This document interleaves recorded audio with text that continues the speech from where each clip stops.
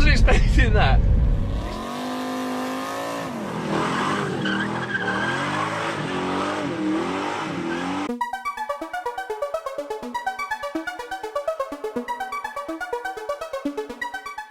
I've got to keep moving because it's freezing cold. I'm in Margate, my name's Owen, and I've got one of the most iconic cars that America ever produced in the 1960s, the Ford Mustang, and we're going to go and take it for a drive. Woo!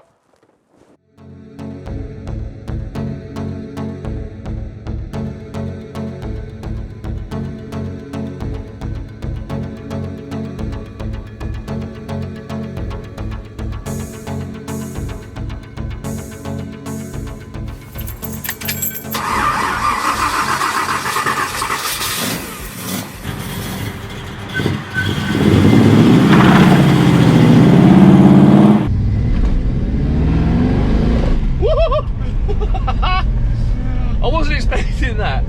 It's lively. Ooh, that was good. So, I'm sat at the moment in a 1967 Ford. I never thought I'd get the opportunity to drive one of these. I'm not a massive, I own a Mustang anyway, but I'm not a massive Mustang guy. I prefer Chevys of the 60s and 70s era, but this is a nice car. It drives really well for the age of it, and that's the definite thing.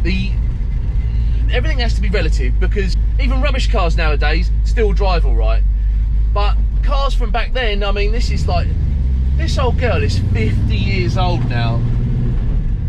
50 years old. You do get used to her as well. You've really got to respect a car that you have to manually shift everything. Like, everything is not heavy, but it's very mechanical. A friend of mine who I was talking to the other week was saying it's like handling machinery, and the word machinery is the best way that I could describe something like this, because of the age of it and because of how mechanical everything is. The refinement isn't quite what occurs in cars nowadays. As you can see, there isn't tons of headroom above my head. Were people bigger smaller in the 60s? I don't know, but this seat is all the way back, and there isn't any height adjustment, and there isn't any lateral adjustment. So, quick 15-second rundown of the Ford Mustang. It was released in 1964. This isn't a 1964 model, this is 1967. 1964 they came out. They've been through a number of different guises since. They came in big block, small block, manual, auto, convertible, race car, Rouge examples, GT, Shelby got hold of them and modified them. And this one is a 1967 big block 390 GT with a 5-speed. Oh, sketchy. Ah! Oh, that sounds so good. Oh man, it doesn't get more American than a Ford Mustang, does it? Fuck yeah. But this car in particular, what I'm really excited to say about, this car has been refined. So this isn't just a Ford Mustang GT from 1967. This one is a 1967 GT. It's got a TKO 600 transmission, matching clutch. So it's got a modern 5-speed transmission from a much later Mustang, like 2000, mid-2000s era. So it's stronger, it's a 5-speed, not a 4-speed, it's more refined, the gear change is nicer. It's got Global West front suspension, Ford 9-inch rear, it's got a locker in the rear. So a locker means that you get equal grip to both tyres.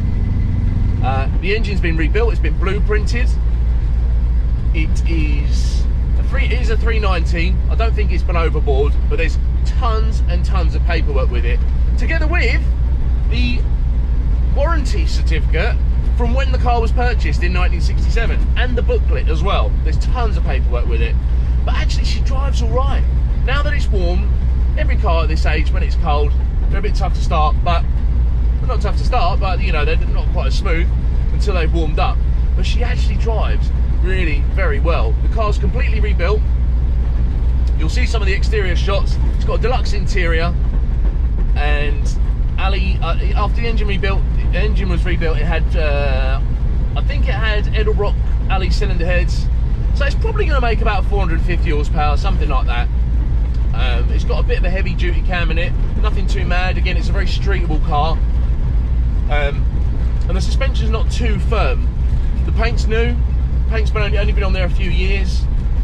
I really want to boot it somewhere, but a car like this, you stick your foot down, and with the locker in the rear, the tarmac's damp outside and it's cold, I'm going to be in a whole world of hurt.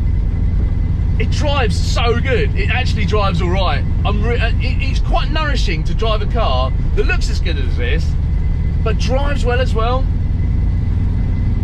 And the transmission is slick. It really drives all right. Sounds good as well. Whoa. I suppose the only thing is, driving something like this now, with everything that's attached to the Ford Mustang, particularly this car, which is in moss green, not Highland green, as a big block GT car, you would have to put up with people waving you down and, can I take a picture of it? In the petrol station earlier, I had a guy come over, he said, don't go anywhere, can I take a photo first? Which is actually, it's quite nice, and it's really nice that people appreciate that, rather than be parked up in like a Lambo or something. Not that I've got a bad word to say about Lambos, because I want one. I've always wanted one.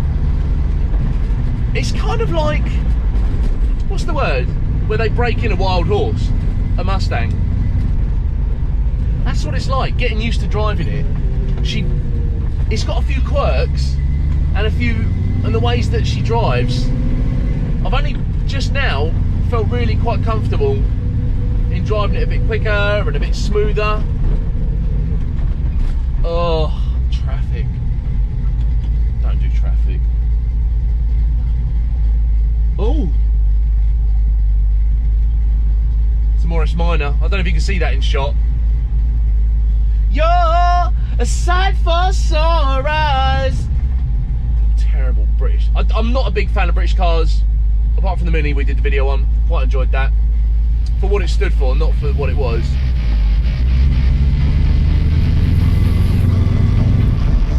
So there we have it. I've literally driven to the end of the road. I'm at the end of Margate Pier now. I've had such a good day today. I really hope you guys have enjoyed watching the video as much as we have making it. If you want to like, share and subscribe to the channel, hit the bell. And if you want to see more of the good stuff we've got coming, keep your eye out. Cheers.